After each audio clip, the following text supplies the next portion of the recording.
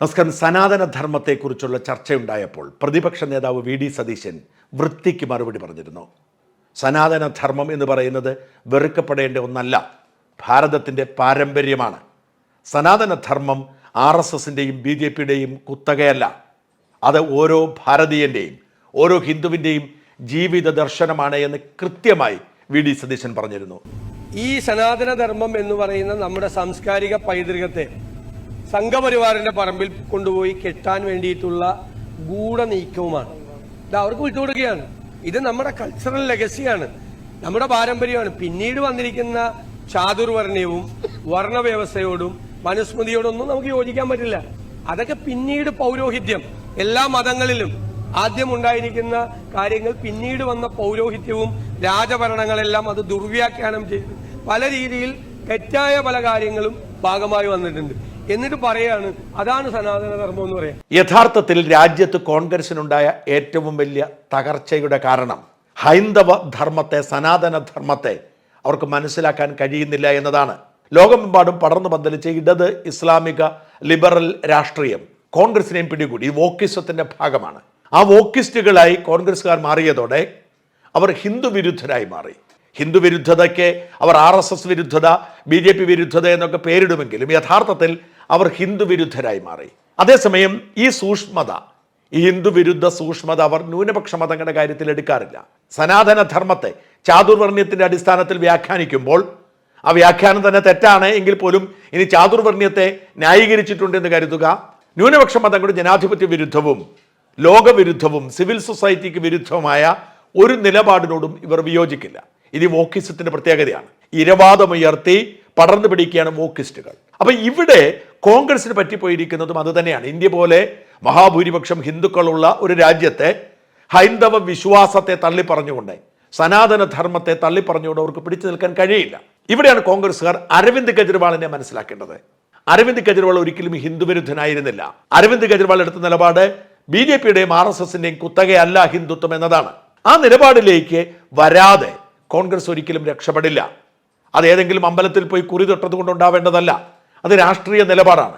സനാതനധർമ്മത്തെ സംരക്ഷിക്കുന്നതടക്കമുള്ള രാഷ്ട്രീയ നിലപാടെടുക്കാതെ ഒരു കാരണവശാലും കോൺഗ്രസിന് പിടിച്ചു നിൽക്കാൻ കഴിയില്ല. കേരളത്തിൽ പക്ഷെ അങ്ങനെയല്ല സ്ഥിതി. കേരളത്തിലെ ഏറ്റവും ശക്തമായ വോട്ട് ബാങ്ക് എന്ന് പറയുന്നത് ഇടത് ഇസ്ലാമിക പാറ്റേണിൽ പോകുന്നതാണ്. അത് CPM-ഉം കോൺഗ്രസും മത്സരിച്ച് വീതിച്ചെടുക്കുന്നു. ആ മത്സരത്തിൽ ആര് ജയിക്കുന്നു അവരാണ് ഇവിടെ അധികാരത്തിൽ വരുന്നത്. കഴിഞ്ഞ 2 നിയമസഭാ തെരഞ്ഞെടുപ്പിൽ CPM-ഉം കഴിഞ്ഞ 2 ലോക്സഭാ തെരഞ്ഞെടുപ്പിൽ കോൺഗ്രസുമായിരുന്നു ആ വോട്ട് നേടിയത്. ഇനി ഇത് അധികകാലം ഈ വോട്ട് കച്ചവടം നടക്കില്ല. ഏറെ വൈകാതെ CPIM എന്ന രാഷ്ട്രീയ പാർട്ടി ഇല്ലാതാകും. CPM ഇല്ലാതാകുമ്പോൾ CPM-ലെ സനാതനധർമ്മികൾ, ഹിന്ദു വിശ്വാസികൾ കൂടുതലും പോകാനിടയുള്ളത് BJPയിലേക്കാണ്. എന്നാൽ കുറച്ചുപേർ കോൺഗ്രസിലേക്കും വരും. അങ്ങനെ കേരള രാഷ്ട്രീയം രണ്ടായി വേർതിരിക്കപ്പെടും. ഒന്ന്, ഒരു ഹിന്ദു മുൻതൂക്കമുള്ള BJP മുന്നണിയും ഒരുപക്ഷെ ആ മുന്നണിയുടെ ഭാഗമായി പിൽക്കാലത്ത് ക്രൈസ്തവ രാഷ്ട്രീയ പാർട്ടികൾ മാറിയെന്ന് വരാം.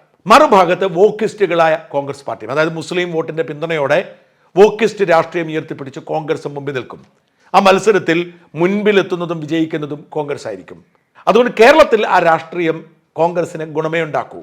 പക്ഷെ അത് ദേശീയ രാഷ്ട്രീയത്തിലേക്ക് പോകുമ്പോൾ കോൺഗ്രസിന് വലിയ നഷ്ടമുണ്ടാക്കും. ഈ വോക്കിസ്റ്റ് രാഷ്ട്രീയത്തിന്റെ വക്താക്കളായ ഒരുപാട് പേരുണ്ട്. അവർ അവസരത്തിലും അനവസരത്തിലും ഹിന്ദു ദർശനത്തെ, സനാതനധർമ്മത്തെ തള്ളിപ്പറയും. എങ്കിൽ മാത്രമേ അവരുടെ വോട്ട് ഉറപ്പിക്കാൻ അവർക്ക് കഴിയൂ.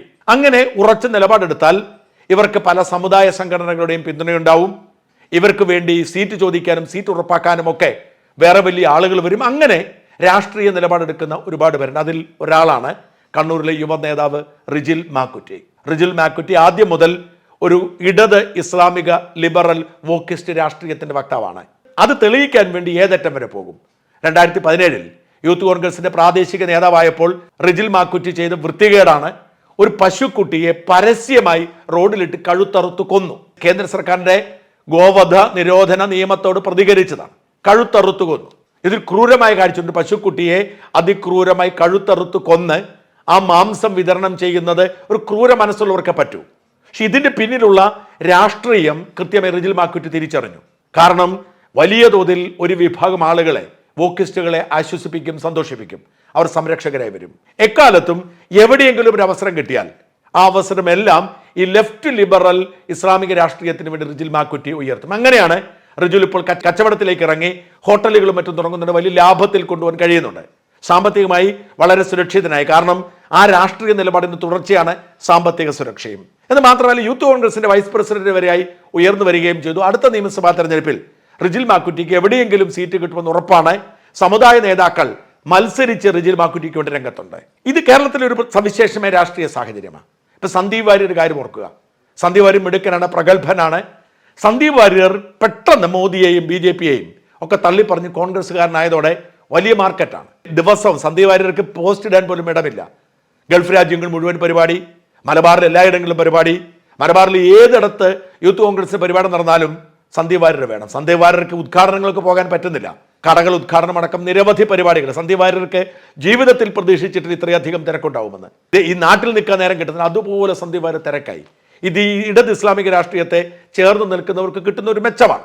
അങ്ങനെയാണ് ഏത് ക്രൂരതയും കാട്ടിക്കൊണ്ട് പശുവിനെ കഴുത്തറുത്ത് കൊല്ലുക എന്ന ഭീകരത, അത് മനസാക്ഷിയുള്ള ആർക്കും കഴിയുന്ന കാര്യമല്ല. കശാപ്പ് ശാലയിൽ നടത്തുന്നത് പോലെയല്ല. ഒരു പശു കിടാവിനെ കൊണ്ടുവന്ന് കൊന്ന് അത്രയും തൻ്റെ ഈ അജണ്ട പ്രഖ്യാപിച്ച് അതിന് ഗുണമനുഭവിക്കുന്ന ആളാണ്. വലിയ തോതിൽ അത് ദേശീയ തലത്തിൽ കോൺഗ്രസിന് തിരിച്ചടിയായിരുന്നു. രാഹുൽ ഗാന്ധിക്ക് പോലും തള്ളിപ്പറയേണ്ടി വന്നു. ആ തെരഞ്ഞെടുപ്പ് 2019 ലോക്സഭാ തെരഞ്ഞെടുപ്പിൽ കോൺഗ്രസിന് കിട്ടിയ ഏറ്റവും വലിയ തിരിച്ചടിയുടെ പ്രധാന കാരണങ്ങളൊന്നും റിജിൽ മാക്കുറ്റിയുടെ പശുവധമായിരുന്നു. അത് വടക്കേ ഇന്ത്യൻ സംസ്ഥാനങ്ങളിലൊക്കെ ഈ വീഡിയോ ദൃശ്യങ്ങൾ പകർത്തപ്പെട്ടു, ചർച്ചയായി. കോൺഗ്രസിന് വലിയ തിരിച്ചടിയാണ്. പക്ഷെ എന്നിട്ടും കേരളത്തിൽ റിജിൽ മാക്കുറ്റിക്കൊന്നും സംഭവിച്ചില്ല.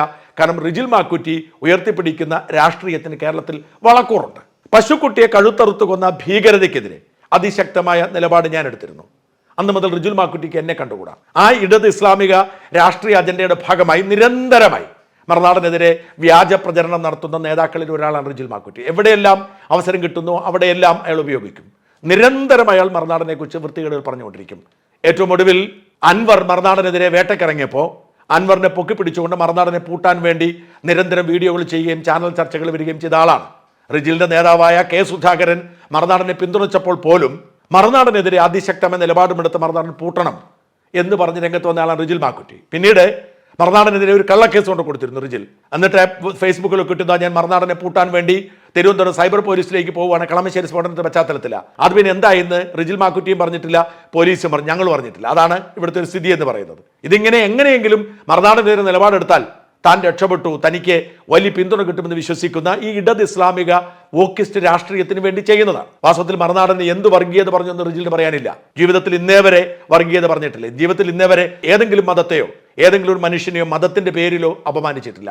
പൊളിറ്റിക്കൽ ഇസ്ലാമിനെ കുറിച്ച് പറയുന്നതും ഇസ്ലാം മതത്തെക്കുറിച്ച് പറയുന്നത് രണ്ടാണ്. ഞാൻ ഒരുപാട് തവണ പറഞ്ഞതാണ്. ഞാൻ ഇസ്ലാം മതത്തിനെതിരല്ല, ഒരിക്കലും പറയുകയുമില്ല. മത നിയമങ്ങൾക്കെതിരെ, അതൊക്കെ അവരുടെ മതത്തിന്റെ കാര്യമാണ്. പക്ഷെ പൊളിറ്റിക്കൽ ഇസ്ലാം അപകടമാണ്. പൊളിറ്റിക്കൽ ഇസ്ലാം ജനാധിപത്യത്തിന് നല്ലതല്ല. ഈ പൊളിറ്റിക്കൽ ഇസ്ലാം ഇപ്പോൾ നമ്മുടെ മുമ്പിൽ കാണിക്കുന്ന ഈ സമാധാനത്തിന്റെ മുഖം അപകടം പിടിച്ചത് അതിന് പിന്നിൽ ഒരു അജണ്ടയുണ്ട് എന്ന് വ്യക്തമായി മനസ്സിലാക്കുകയും അതിനെതിരെ പ്രതികരിക്കുകയും ചെയ്യുന്ന ആളാണ്. അതാണ് ഇവർക്ക് സഹിക്കാൻ വയ്യാത്തത്. മറുനാടന്റെ ഏറ്റവും വലിയ ശത്രുക്കൾ എന്ന് പറയുന്നത് ഈ ഇസ്ലാമിക തീവ്ര മൗലികവാദികളാണ്. അവർക്ക് സഹിക്കാനേ കഴിയില്ല. നിരന്തരം അവർ മറുനാടനെതിരെ യുദ്ധം ചെയ്യാൻ മാറ്റിവെച്ചിരിക്കും. അവരെ പിന്തുണയ്ക്കുന്ന ഒരുപാട് മീഡിയകളുണ്ട്, മീഡിയ വൺ അടക്കമുള്ളവർ. ഇവർക്കൊക്കെ വലിയ കലിപ്പാണ്. ഈ മീഡിയ വണ്ണും 24ഉം റിപ്പോർട്ടറും അടങ്ങുന്ന ഒരു ഗാങ് ഉണ്ട്, മാധ്യമരംഗത്ത് ഒരു ഗാങ് ഉണ്ട്. ഞാൻ ഈ പറഞ്ഞ വോക്കിസ്റ്റ് ഇസ്ലാമിക് അജണ്ട നടപ്പിലാക്കുക. ഈ റിപ്പോർട്ടറും 24ഉം ഒക്കെ അവസരവാദികളാണ്. പക്ഷേ ഇവരൊരുമിച്ചാണ് നിൽക്കുന്നത്. ഇത്തരം ചാനലുകളിൽ ചർച്ചയ്ക്ക് വരിക, ഇത്തരം ചാനലുകളിലൂടെ ഈ ആശയങ്ങൾ കൊണ്ടുവരാനൊക്കെ മുൻകൈ എടുക്കുന്ന ഒരാളാണ് റിജിൽ മാക്കുറ്റി. റിജിൽ മാക്കുറ്റി ഇന്നലെയും ഒരു പോസ്റ്റ് ഇട്ടിരിക്കുന്നു.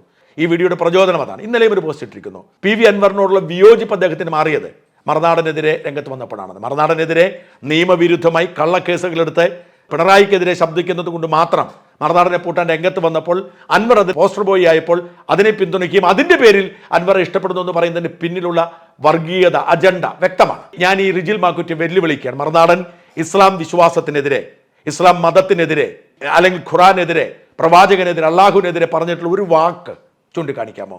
മറുനാടൻ പറഞ്ഞ ഒരു വർഗീയത ചൂണ്ടിക്കാട്ടാമോ? കഴിയില്ല. നിങ്ങൾ മൂടി വയ്ക്കാൻ ശ്രമിക്കുന്ന മതത്തിന്റെ മറവിൽ ചിലർ അടിച്ചേൽപ്പിക്കാൻ ശ്രമിക്കുന്ന വർഗീയ അജണ്ടയെ ചൂണ്ടിക്കാട്ടുന്നു. ആ വർഗീയ അജണ്ടയ്ക്ക് കുടപിടിക്കുന്നത് കൊണ്ട് അവർക്ക് ബുദ്ധിമുട്ടുണ്ടാകുന്നത് കൊണ്ട് അവരെ സുഖിപ്പിക്കാൻ വേണ്ടി റിജിൽ മാക്കുറ്റി മറുനാടനെ രംഗത്ത് വരുന്നത്, അല്ലാതെ സത്യസന്ധമായി ചൂണ്ടിക്കാട്ടും ഒരു കാര്യം. പക്ഷെ ഇതൊന്നും മറുനാടനും എനിക്കും വിഷയമേ അല്ല.